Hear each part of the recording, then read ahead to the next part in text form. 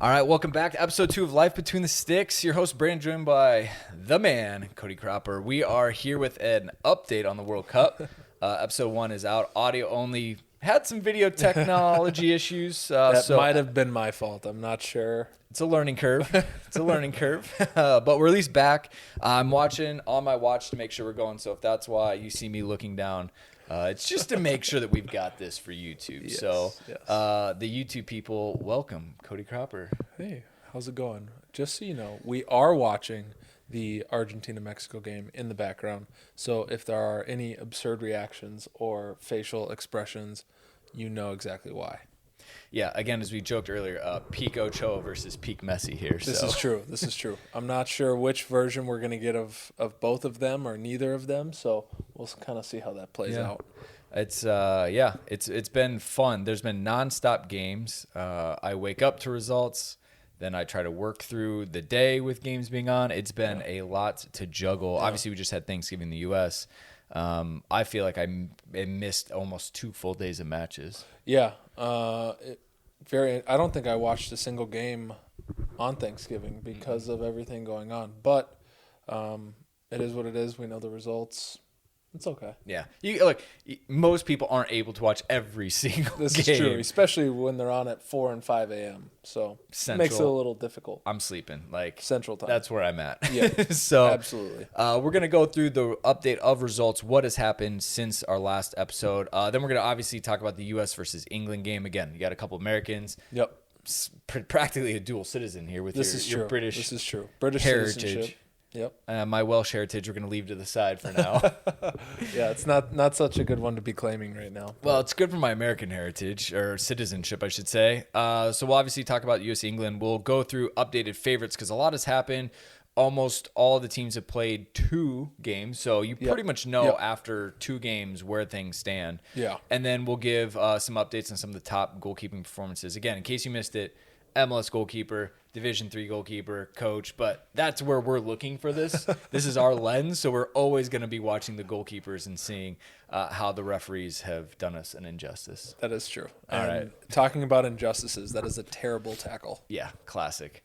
All right, first one, some of the other results of what has happened. So we got to go way back. Morocco, Croatia, another 0-0. That's going to be a through line with a lot of these games. Yeah, I have a feeling that a lot of these games are going to end up 0-0, 1-1. Very close games, but for me, Croatia should be beating Morocco. World Cup finals last time around. This is true. Yeah, this is true. Belgium, Canada is the other one in Group F. Belgium winning 1-0. Courtois making a penalty save. We'll talk more about him later. Canada got 22 shots off, but only a few on target. So yeah, I think it was 3 or 4. That said, I thought in the first half they were the better team. I don't know if you watched that game. Some. They were the better team in the first half, in my opinion. However, when you have a goalkeeper that was contender for Ballon d'Or winner, it's pretty safe to say that it helps. You're in good hands. Yeah. Group E, you had Spain just waxing Costa Rica 7-0. Yeah. Without a forward. Classic tiki-taka. Yeah. That's and watching that game, the first 20 minutes, it was 0-0 or 1-0. And I did not think the score would escalate that quickly. But that is prime Spain. Yeah, Keylor Navas having a day to forget for him and his team in front of him. Spain just tired them out. They at some point they literally just gave up. Yeah, it's not only that; it's every goalkeeper has those performances too. I've been in his shoes. It's not easy, and he's one of the best in the world. So it's proof that it happens to all of us. Absolutely. And then I think the even bigger result of the day was Germany 1, Japan 2. Yeah, that was quite an upset. My wife has Germany winning the World Cup. All right. Very little soccer knowledge, but she is very intelligent. So it's going to hurt. It's going to hurt if they do not advance. 1 and 2, I mean, they don't win the World Cup. So, that's a big time upset. However, I will say Captain Yoshida is doing previous Southampton players proud. There you go. Yeah, that's true. Group, let's see, G. So on Thursday, you had Switzerland 1, Cameroon nothing. I mean, not much in it. Not much in it. The other one was Brazil 2, Serbia 0. Yeah. They had to work for it a little bit. I think it was 0-0 at halftime. I believe you're right. That said, Brazil is the favorite, so you would expect them to kind of beat a Serbian team. That was the Richarlison jumping sidekick. Yep. And it got a lot of publicity. Yeah. I mean, he had all the time in the world. He wasn't under that much pressure. But it is harder than it looks. So I don't know. he stole the headlines there. He did. Thiago Silva, Chelsea player, captain for the third time in a World Cup. I think he's the first player to be the captain in 3 different World Cups. Really? Yeah. That's actually very impressive. 38. So he's been captain of Brazil since he was 26. That's wild. Yeah. That is AC quite, Milan, that is PSG quite the days. tenure. Yeah, very impressive. Group H, you had Portugal 3, Ghana 2. This one is exciting. Ghana with the comeback at the end, trying to make it happen. Well, not only that, they had the Portugal goalkeeper had the incident where he rolled the ball out, didn't realize the striker was behind him. Striker takes the ball and slips at 3-2 and doesn't score. That's tough. And think how much that would have meant to not only him but the country and their chances of qualifying for the next round. 3-3 is obviously a massive result, having Against been Portugal. down. Yeah, so you'd have to see how that shakes out. And then the other one in Group H was Uruguay and South Korea 0-0. Again, you have attackers in there, but South Korea defending as hard as they can. Then there was the big one on Friday, right? Wales, Iran, to preface it. Wales, Hennessy getting a straight red. Yeah. Honestly, I don't know what he was doing. That's a tough one. We've all been in that situation before. I think he kind of just gets antsy and is really looking just to impact the play. A little bit too much involvement. Yeah. And so Iran ended up scoring 2 right at the end of the game to win 2-0. And they are now on 3 points in second place in the group. I think they scored in the 96th, the 98th, 97th, 99th minute. It was well after Hennessy had been sent off. Yeah, well 20 into the minutes 90s. or so. Yep. And then obviously England, USA 0-0 draw. As we joke in America, saying we won 0-0. Again, the U.S. on top in large parts of that game. Obviously, England with the quality had chances, but I think 1-1 is probably what we should have gotten based on the chances that were created. I would agree. Pulisic surprised everyone smashing the crossbar with his left foot. McKennie skied his half volley off a good cross. Well, he had 2 or 3 chances that he, didn't really convert, and it's funny because he's converted quite a few of those for Juventus in the last couple months, but. It's the world stage. They've never been. This is true. There's some inexperience, and I think it's just the moment is very big, and whether it impacts you or not, I mean those chances come and go, and that's part of it. Yeah, for sure. We'll obviously dive into that one a lot deeper. And then Group A, you had Netherlands, Ecuador 1-1. Again, Ecuador putting up a fight, Netherlands doing enough to kind of at least, again, you really need 4 or 5 points to get through. So I think neither team was kind of stretching themselves. And then Qatar 1, Senegal 3. Senegal back on track after losing to the Dutch. I think they lost the first group game. But, scoring 3 goals and kind of like bouncing back. Again, Qatar is the one that everyone in that group is going to want to make sure they get all 3 points. Absolutely, especially at this point now that they are eliminated. I think who plays them next? I think it's Netherlands. Netherlands, because I think Netherlands played Senegal. Yes. Yep. And Mendy made the mistake. Qatar. Yep. So there's their goal. So Ecuador, Senegal will be that's the big one. Yeah, it will be quite a lineup for the Netherlands, but you would think that Netherlands will win that game, and the winner of the Ecuador-Senegal game will advance. Yep. So Ecuador's got to win. Senegal's got to win. They both beat Qatar. Ecuador, Netherlands drew. So, like you said, I think it's one of the situations Senegal now has to win to go through, kind of like the U.S., whereas Ecuador can win or draw. So they have a little bit more in there. And then today we had the early match. Australia beat Tunisia 1-0. I couldn't tell you what happened in that game. All right. France beating Denmark. I did watch quite a bit of this. Much, much tougher. Denmark, or I guess France scored first. Denmark responded off a corner, and then Mbappe with the winner. I mean, that doesn't surprise me. He's one of the best players in the world right now. So it's, I mean, France are one of my favorites to win. So that does not surprise me. However, I do have Denmark going through in my bracket. So I'm very hopeful that Denmark can pull out a result in the next game and advance. Well, unfortunately for you, Poland won 2-0 at Saudi Arabia, so they are top of that group, I believe. Yeah, that makes it a little just more kidding, difficult. they're in different groups. Denmark is in with Australia, Tunisia, so they'll probably be there. But Poland did beat Saudi Arabia 2-0. This is true. After Saudi beating Argentina, coming back down to earth a little bit. Yes. They missed a pen.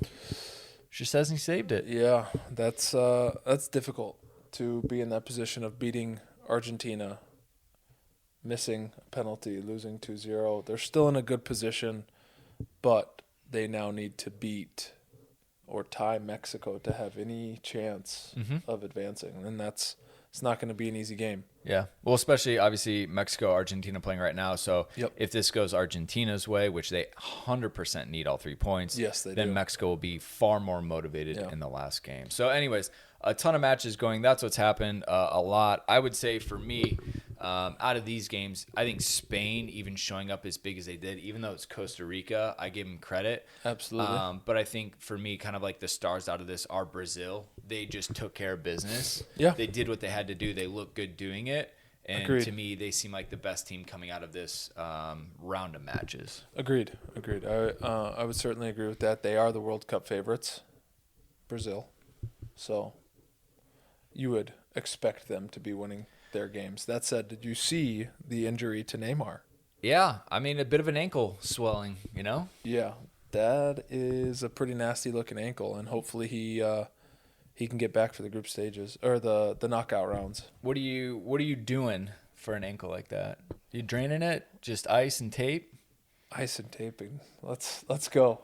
I'm gonna try at least. I mean, however, it's Neymar, and they may want him to be fully recovered before he gets back out there. I think they said he's done for the group stage. Yeah, that is. Unless they somehow need him the last match.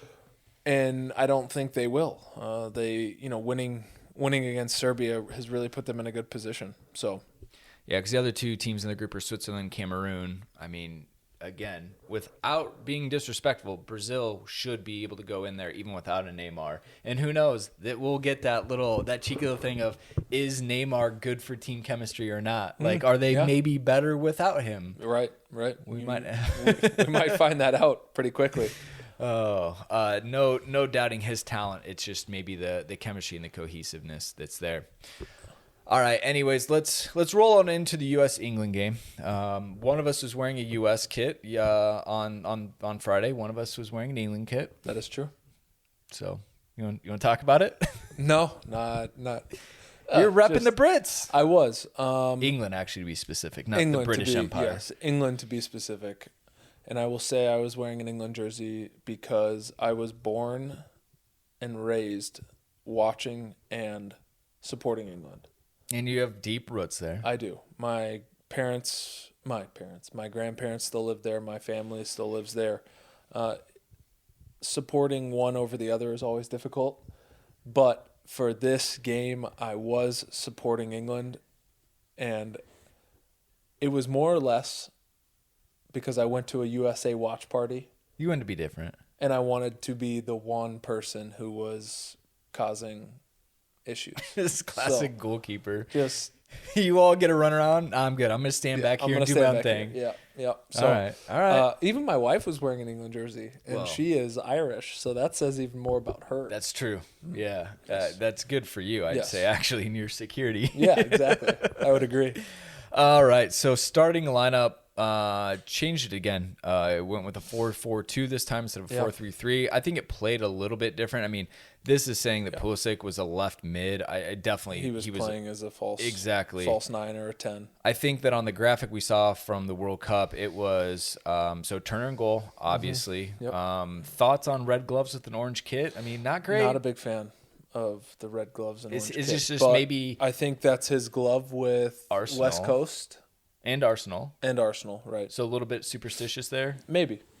Very much so. It could be it's a strong possibility. Otherwise, tough luck. But hey, he has been wearing those gloves for 5 or 6 years. So. Showing off the athleticism in his basketball history. He claimed everything in the box. He did, yeah. He was a monster on set pieces and balls into the box. And I think he, he's shown that he can play at that level. Real athlete. Gotta love to see it out of an American.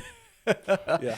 You had multi-sport athlete right Serginho there, Dest, the blonde-haired on the right. Thought he actually had a good game. We'll get into that. Walker Zimmerman, Tim Ream again, and Anthony Robinson. So keeping the back five the same, which is smart. You really top teams in these tournaments don't have to rotate their defensive lines, which is good to see. Agreed. In my experience, the more consistency you have with a back four or your defensive group, the better, because you're able to build the chemistry that you need that will carry you through. Right. It's easy to play off each other. You predict what they're going to do in situations. Yeah. Like there's no time to have to learn on the fly in these games. Agreed. Then in the middle, you had how they had it set up was that Tyler Adams was holding as a 6, and then you had Weston McKennie and Musa as 8s in front of him. Yep. The midfield, absolute just warriors in this game. Yeah, I would agree. And I think that they did a very good job of shutting down the English midfield of Declan Rice, Jude Bellingham, and Mason Mount, because those are 3 world-class players. And it's not to say that Weston, Tyler, and Musa are not, but you look at the names and the clubs that they're playing for, it's a different level, and I think that they all did a very good job of controlling the midfield and controlling what England was able to create throughout. Well, okay, and what is exciting for me is Weston McKennie plays for Juventus. Again, not maybe as many minutes as we want, right? But he's in Serie A playing Champions League. Yes. Tyler Adams is in the Premier League playing with Leeds, being very competitive. Correct. And Musa is in La Liga playing. Like, when was the last time we had 3 central midfielders in the top 5 leagues? Like, quite honestly, it might have been Bradley when he had that short stint at Roma. Yeah. And by far, who was around him? Maybe like Graham Zusi and Graham Zusi on the right. I'm trying to think. Fabian Johnson maybe on the left. Beckerman. Beckerman in the middle. Back and in he the played day. his entire career at Salt Lake. But again, they did a very good job of controlling the midfield, and I think that really helped the U.S. to a 0-0 draw. Yeah, well, without a doubt. Yeah. Then up front, we had Pulisic, Haji Wright, and Tim Weah as well. No surprise. Tim took a bit of a beating. Pulisic did well. Agreed. Haji had to do a lot of hard running. In running and work that a lot of people don't appreciate. Or wouldn't do as well as strikers. Or would not do, correct. And I think one of the biggest things is you look at the strikers that are in the squad, not just Haji, but Josh Sargent, etc. They are all very similar players, and they will all do that hard, nitty-gritty work that is needed for the success of the team. Yeah.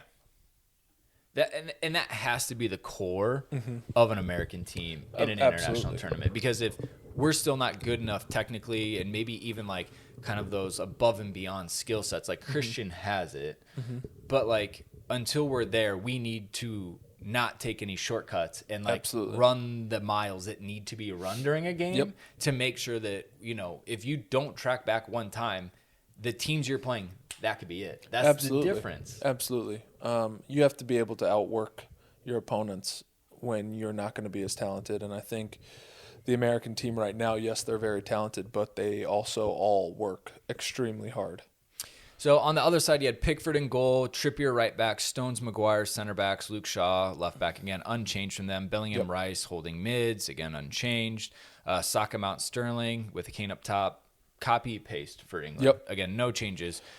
What I was just so surprised about is they came out from the beginning not interested in dictating or pushing the tempo. They were ready for 1 point from the beginning. Yeah, they were very flat. I think that they went in with the mentality, from the way that I see it, I think that they went in with the mentality of, if as long as we don't lose, we're okay.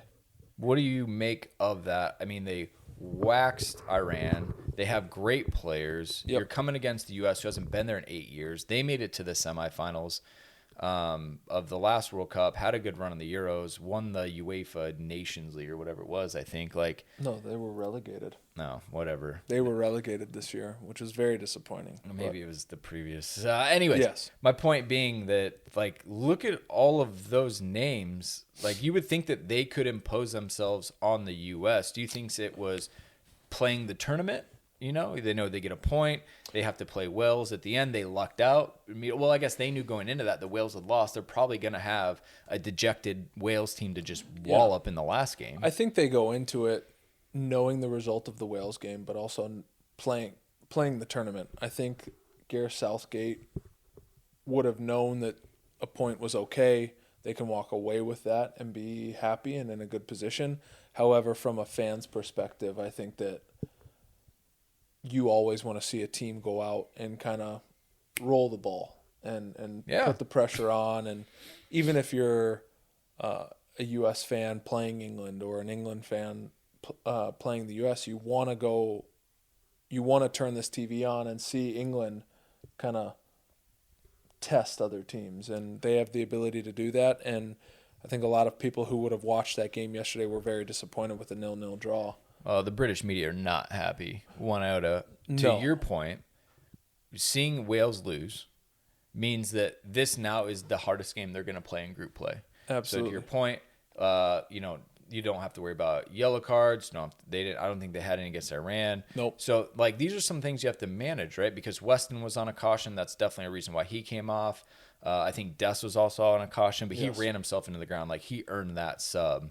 Now you're getting after, in the middle of the second game, you really have to think about suspensions. And it's not just suspensions for the third game. It's suspensions for the first round of knockout at this point. There's a lot that really goes into it. He's doing the math right. He's in there building the matrix in his mind, saying, all right, we got 3 points. If we can get a fourth point here, knowing that the U.S. and Iran are going to have to scrap for that one.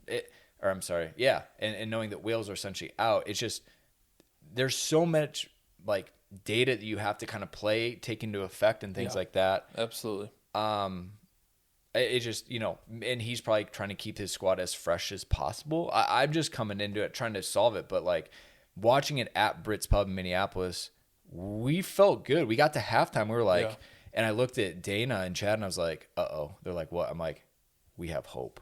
Yeah, right. We're in this. Yeah, of course. And everybody that I was with felt the same way. And, as someone who was wearing an England jersey, hoping that either team would score at halftime, just simply because for the entertainment factor. I think, it was really just one of those games where you go into halftime and if you're either head coach, you're really hoping, or you're really aiming to push your players to start the second half fast. And I think the U.S. actually started the second half better than the English. Yeah. And as you said, the little bit of hope gave not only the fans who are watching the game hope, but the players a little bit of more energy, and you could see that at the start of the second half. Some of the stats from this one. So the U.S. had 10 shots, only 1 on target, which again is a concern. I think that's 2 games, 2 shots on target, 1 goal. England had 8 shots, but 3 on target. Possession, we had 44%.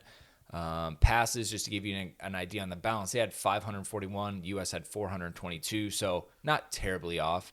Pass accuracy, they were humming at 87%. We were at 83%. So again, not like we were sloppy with the ball. No. You want to really be 85% and higher at a good level. But again, World Cup, you're playing one of the best teams in the world. Like, good day out for the boys. Agreed. We had 15 fouls to their 9. No cautions, which insert either referee side. talking point. Interesting. So the U.S. I think that's good management, though. Well, I mean, I definitely think that a lot of people were upset that he maybe left his cards in the locker room type of thing. Like, there were cautionable offenses. For sure. But from that perspective, I think that the managers are going to be happy, right? Because no cautions, less headaches. Yes, agreed. And, it also sets the tone for the game and allows them to play an aggressive game. And which they did, yeah. Allows both and tells both teams, okay, we can make tackles, but don't be silly.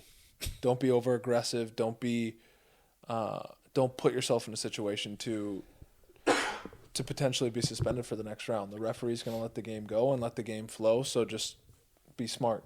Hyper, or maybe not hyper, but like very different from the U.S.'s first game. Yes, very much so. Different as referee, a player mindset. Yes, right. You went from strict, like almost over the top, to now this guy's letting everything go. Yep. That probably favored England a little bit more because they were able to play more open than us in the beginning. I'm sure the U.S. players went out there a little bit more cautious, being like, "Oh, we can't do as much," but it didn't hurt. But I think every player on that field is used to that. It doesn't matter what type of referee you have or who you have on the field. Every player knows that you have to be able to adjust to that and pick up on that very quickly. And obviously, as we discussed in episode 1, the U.S. kind of struggled with that in their first game. Yeah. But I think that they were able to settle into this game a little bit faster and recognize that and manage it throughout the game. Well, and I would say that a Premier League tempo favored us. Like, the U.S. would love to play a Premier League team versus a La Liga team. Absolutely, yeah. Just in the way it's set up. Much more physical. Less pacey. Yes. Right? Less technical, much more direct. Agreed. So I think that all matched up. They had 1 offsides. We didn't have any. And we actually had 7 corners to their 3. Interesting. And Christian on corner kick duty, which he does not do for Chelsea. So a little bit different for him. I thought his delivery's been inconsistent, but there's a couple really good balls. Agreed. I forgot one of the plays. They did a good job of essentially blocking Stones off the ball. And Walker Zimmerman was wide open kind of at the top of the 6 back post. He was. It just didn't get to him. But he got free. So I was like, all right, good. I'm seeing some thought going into these set pieces. We're all on the same page. We just missed it by a little bit. Agreed. But I felt like from a corner kick standpoint, we had a couple of good looks in there. Yeah. I think that the U.S. did their homework. Obviously, most teams these days are out and scouting defensive set pieces, and most teams are scouting offensive. So it's really mitigating what they're going to bring to the table. And I think for the U.S., from the U.S.'s standpoint, putting Christian on set piece duty changes a little bit because he hasn't been on set piece duty not only for Chelsea but for the U.S. in the past 5 or 6 games as well. So that little change of personnel might have thrown England off a little bit, and it could have played to their advantage. Yeah.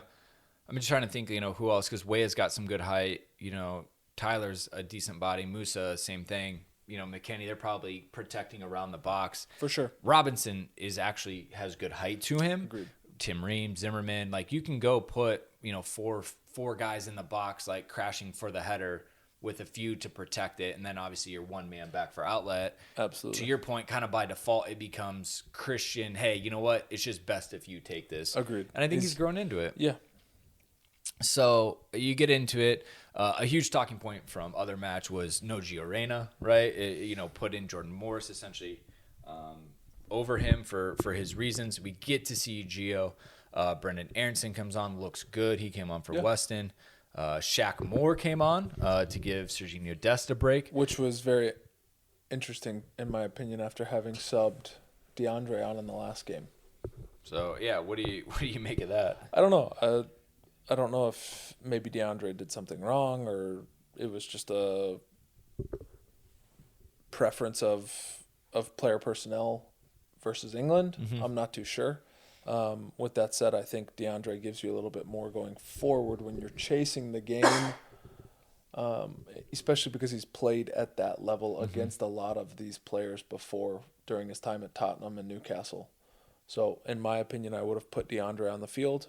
However, Greg Berhalter is the coach of the national team, so I can't really question him. That's a fair call.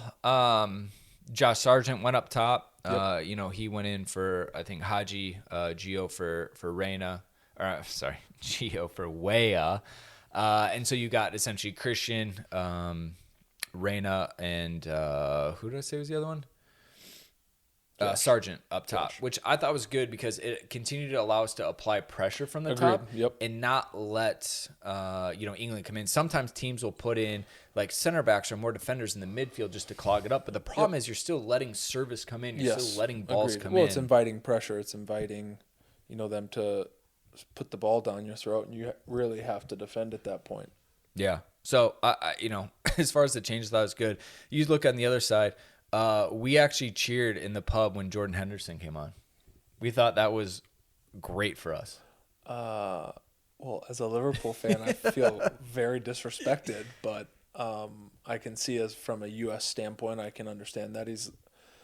I don't think as much of an attacking threat. However, I know that from being a Liverpool fan, he is hardworking, he presses, and I think he did a lot of that. And there were a few times where he created turnovers, which I don't think the average fan would really pick up on just from one sub. Well, and he'll bring leadership, organization. Absolutely. He's one of the senior players on the team. He's definitely not going out there to win it, I think is what we looked at it in that sense. Absolutely, I agree. And Rashford came on, attacker, great. Grealish came on, which it was fun watching Grealish and Shaq become friends. Shaq was just kicking him at every opportunity. Jack couldn't handle it. He knew exactly how to play Grealish. Absolutely. And it's, when you are a defender and you're in those moments versus players that are less, I want to use the term or the phrase less physical, that chipping at their heels is going to upset them. Why do you think players kick Neymar?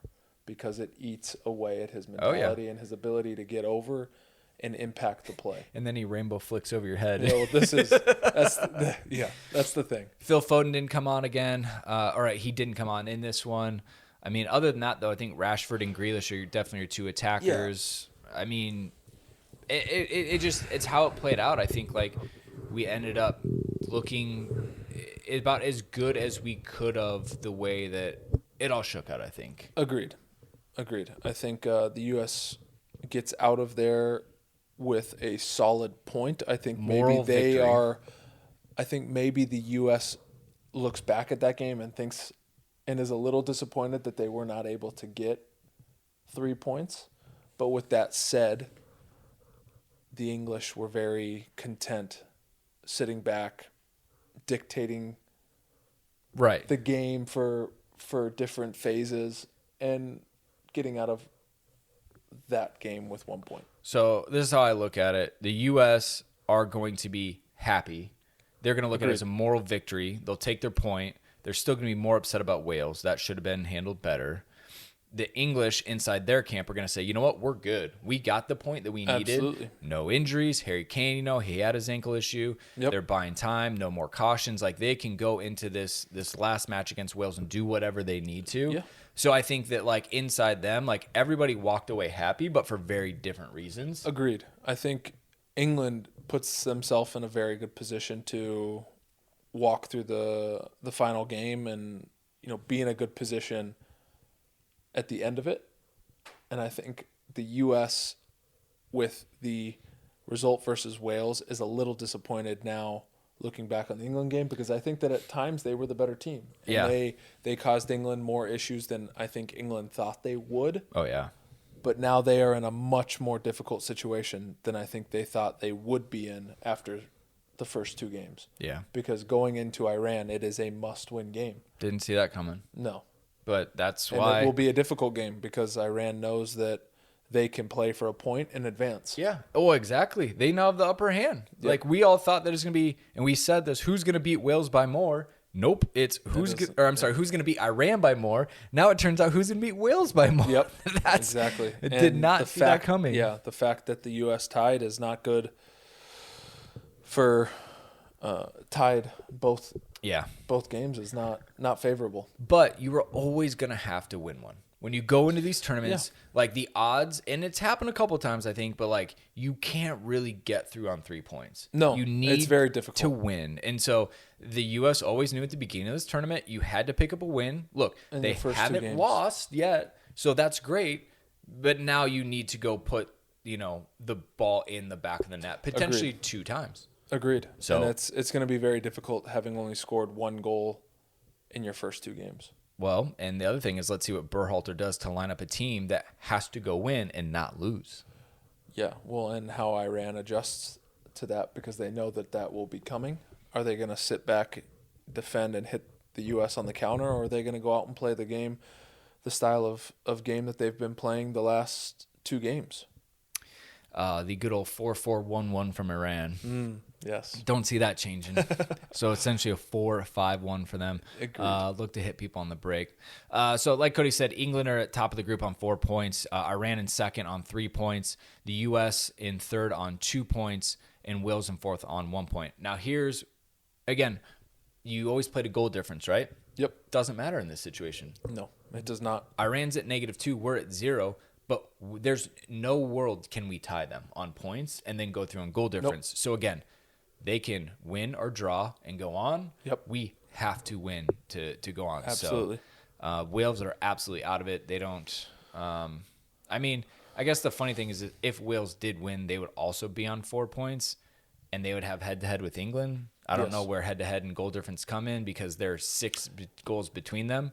But, like, there's still so much to play, which is why the World Cup is wild. Yes, I agree. It's anything can happen on match day kind of tournament, and it allows for so much back and forth and uncertainty that creates, from a fan's perspective, so much fun because it is so unpredictable, and literally the group can flip on its head.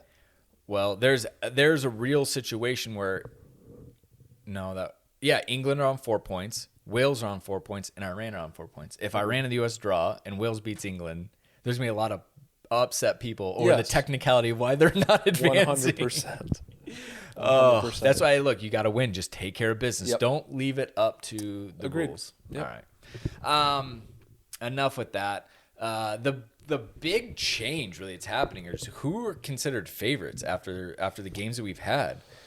Well, I certainly wouldn't say Argentina are favorites, and I don't think I would say Germany are favorites after losing to Japan. Well, I kind of put the pre-tournament favorites in here so we can see where they're at. By the way, we're watching Argentina-Mexico, as we said. Why is Ochoa wearing a Spanish kit in goal? I was thinking the same thing, but did not mention anything. It might have been a clash of colors. Well, I'm not sure. He's got a red top. Color is. He's got a red top, right? And Mexico has red jersey? socks. No, it's just it looks like a Spanish jersey because of red and blue. I see. So obviously he can't wear red socks, so he opted for blue shorts and blue socks with a red top. I don't know if he opted for that or maybe the referees made him change. What was he wearing? All blue? And they said no? They said no because of Argentina's strip, because it's white and blue. Yeah. Because most goalkeeper kits now are one solid color. Right. So that's what I was going to ask you. You look at Martinez on the other end, he's wearing all light green. Which you could say if Ochoa had to change. I'm confused. But Martinez didn't have to change. I don't know. Maybe, I don't know. So you don't get to choose your kit combo? Unfortunately not. Who tells you what to wear? Usually the kit man tells you what to wear. Who tells him what to wear? I believe in this situation it would be FIFA. In the MLS it is PRO. Professional Referees Organization. Yes, correct. Yeah, he's in a lime green. Yeah. Maybe that's a stark contrast enough to Mexico's green top. This is hilarious. That is quite interesting. Yeah, it had to have been he was in all blue and someone said no. Yeah. That was a good ball in. Yeah, it was a very good So ball. Argentina, if they can't get any points against Mexico, they are done. And where they stand is they obviously lost to Saudi Arabia, playing Mexico now. But if they can't get 3 points between Saudi Arabia and Mexico, do they deserve to move on? No, Pretty I simple. don't believe that they do. I think a lot of people will be very upset by that because this Argentinian team is stacked with talent. Messi just picked up the ball between the center I know. backs. He's That's not I ideal. think, no, he's your creative playmaker, and he's picking up the ball on the halfway line. He's now walked 35 yards to 10 yards within the 18. Yeah, hey. He's slow playing him. The other one we had from South America, we can stick there, is Brazil. They played the one match. They beat Serbia. We talked about that. They're still my favorites. You start off the tournament 3 points and a +2 goal difference. Like, you're in a good spot. Obviously, Agreed. Neymar is a potential injury, but they're loaded. They've got players to come in. They are. And, outside of England, me being very true to my heritage and loyal to my heritage, they are, my favorite as well. I actually have England playing Brazil in the final in my bracket. Well, England, as we've just talked about, should have no problem going through. But at the end of the day, if they somehow lose to Wales, it's going to get dicey for them. Agreed. But so they beat Iran, drew the U.S. They're in a good position. I would definitely say they're in tournament management mode, right? Trying to manage the entire thing. Yep. And not getting maybe overzealous with anything. How do we feel about France? Well, I mean, they haven't made it easy on themselves, right? So they beat Australia, and they just beat Denmark today. It was 2-1. They were battling for it. But the thing is, they created the opportunities. They just didn't finish. Like, Griezmann had essentially a breakaway that he missed on his left foot. Yep. And so I think that, losing your star striker right before the tournament, right? Karim Benzema going down.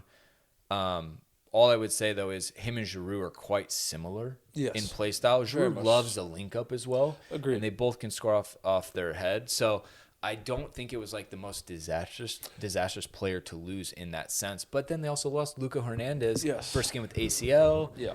They lost Varane beginning of the tournament. But they're doing enough. They are. They're doing enough to get by, and I think they've put themselves in a very good position. They're sitting atop their group with 6 points, correct? So, yep. It's one of those that I think they are going to advance, and then it's going to depend on the players that they have available, who they play, of course. But yeah, 6 points plus 4 goal difference. They're in a good spot. The other one, neighbors, Spain. They have only played one game, but boy, did they play it.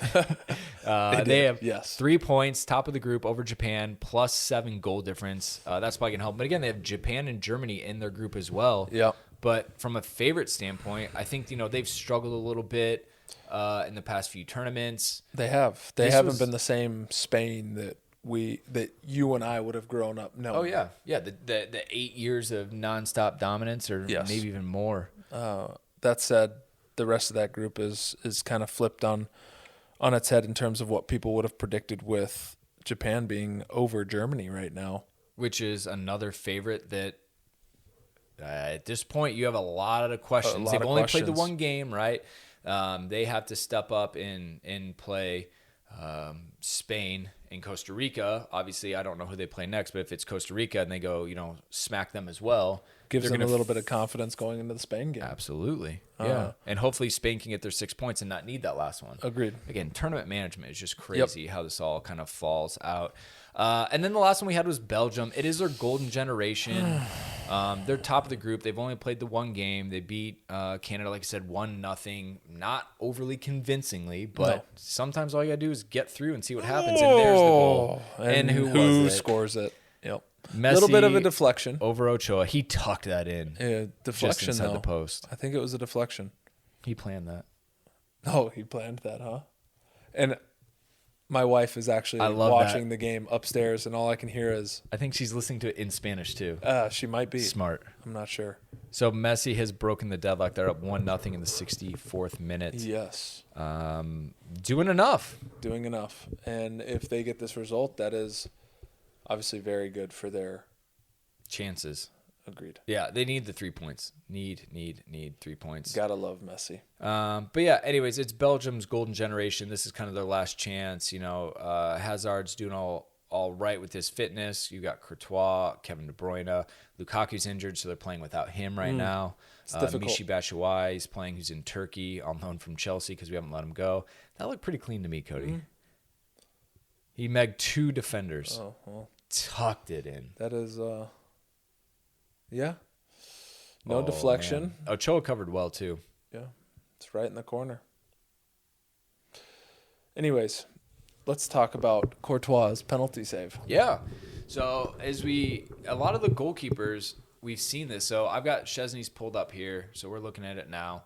The other one was even Ochoa, right, where they hop one direction and then come back the other way. And I don't know if attackers are falling for this right now or what, but it seems to be working. Let's see what Courtois did. No, it's just a bad pen. Yes, it's just a bad penalty from Davies, and that's not something that you would expect from a player of his quality. But with that said, Courtois starts behind the line. So another strategy of penalty. And I believe Pro told us in MLS that we're actually not allowed to do that. We have to start on the line.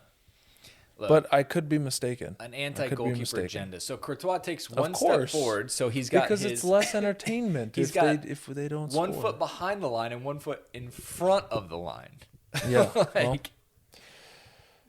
so it all changes weird. And then here's the other save from Courtois as well. Ball whipped in, a header, full extension. Now they tweet big save. If you catch the ball and hold it, is it a big save? I don't think so. Oh, so funny. And then there's the save from Szczesny. He had the double save in this one. This, to me, again, is another bad penalty. But the second save is incredible. Quick reaction to get up, put a plant foot in, and be able to make a save. I mean, that's what we're talking about. Szczesny had 5 saves in that game too. So definitely far busier. Courtois had the 3 saves against Canada. So a couple of top days from them. There's been a lot of 0-0 draws. Goalkeepers haven't had to do a lot, especially the first game. No one wants to lose the first game. Agreed. So he's going to see the 0-0s, and I know a lot of people are complaining about that, but I'd also say, have you watched a World Cup before? This is what standard. You get. Just wait for the third round, where everyone needs results or they need another amount of goals or whatever it is. That's when things just get bonkers. Yeah, third match day, and then the knockout stages are always very tight. Very tight. Look, this could be the only time these players ever have a chance to play in the World Cup, and agreed. All you want to do is not lose. I always think back to Italy winning it with just an unbelievable defensive effort. Fabio Cannavaro leading the team, Buffon obviously saving the pen from Zidane in the final. Yeah, they were a defensive juggernaut, and if you can't score against them, how are you going to beat them? Yeah, if you don't concede, you cannot lose. And especially when you get to this point, all you have to do is defend and hit pens. Yeah. There is a strategy to winning tournament football. There is, yes. You guys won the Canadian Cup. We did, the Canadian Championship. Differences that you guys had to take into when it's got to knockout rounds and tournament play? No, not. It was really, trying to win the game in normal time is always the favorite, right? Is always the favored recipe for success. However, that's not how it always plays out, and you have to be prepared for penalties. So from a club standpoint, we were practicing penalties the 2 days leading into the game, and then the goalkeepers were doing their homework. The goalkeeping coach, I should say the backroom staff, the video analysts would draft all the penalties and collect them into one, send them to all the goalkeepers, and then we would sit there as a group and go over the penalties and favored position or favored spots for the penalty takers, and we would really kind of take that off. But at the end of the day, it's down to the gut instinct of the goalkeeper, and right. I think that you're seeing a lot of homework being done from the goalkeepers in the World Cup currently, because they are going, say, one way, and then they know that maybe this specific taker is going to go right, so they take that pop step to the left and force them into their favored position. At least make him think, maybe try to change at the last second. Agreed. Obviously Jorginho and I think Eden Hazard have both done that where they wait. Yep. Where did you hide your notes? In the sock, water bottle? Ooh, no notes. It's all up here. What? I'll do my homework. You think you're better than Lehman? I do not think I'm better than Lehman. However, that's a more old school way of doing it, right? Oh my gosh. I think wasn't it Emi Martinez who had it in a water bottle too? I think he did for Villa. Yeah. By the way, I just saw McAllister come off for Argentina. Yeah. He's the least looking and the least surname of Sounding? any Argentina player that I've seen. And I looked it up, and he is the player who plays for Brighton. Oh, wow. Yeah, he's for sure English. He looks like It's definitely English. There's always a couple funny ones. Matty Cash plays for Poland. Yeah. Again. Grandparents are Polish. Yep, English. There's always some interesting... I think you get to a point in your career where you realize that maybe you're not going to play for your home country and your parents are of heritage from another one, and you decide to make the switch or to play for that country. And Matty Cash is a perfect example of that. Yeah. I mean, again, we said it earlier, this might be the only time they get to play in a World Cup. They want that opportunity. Anton Robinson, another one for American fans, is born and bred in England. I believe his father was a serviceman. Yep. And ended up playing for the U.S. because he was not going to get called into England. Yeah, which is why we saw a lot of German dual citizens. Exactly. Obviously, we always see a lot of Latin and Hispanic players with the dual citizenships as well. Ferreira on the U.S. team right now. I think I saw the stat out there that there are more players born in France playing in this World Cup outside of France than actually for the French national team, which means there's a roster of 26, right? So that means there's more than 26 French-born players that are playing for other countries around the world. Fantastic. Just kind of, it's always some fun connections, Yeah, well, I mean, think about the Boateng brothers, right? The Boateng, one played for Ghana, one played for Germany. Absolutely. It's very interesting how Jerome and Kevin Prince. Yes, Kevin Prince. What a name. Anyways, we're good. We're gonna finish the rest of this game. Hope you've enjoyed it. We're gonna be back in a few more days with another roundup and update. We gotta finish off this group stage strong. Yes, we do. So hope you've enjoyed it. If you did, please share it. We're gonna be putting out more and more content while Cody's around in the off season. Then obviously once he gets in season, we'll turn our focus back to the domestic game a little bit. But for now, I am full on an American fan. He's your English fan. Hope you've enjoyed it. We'll be back next time.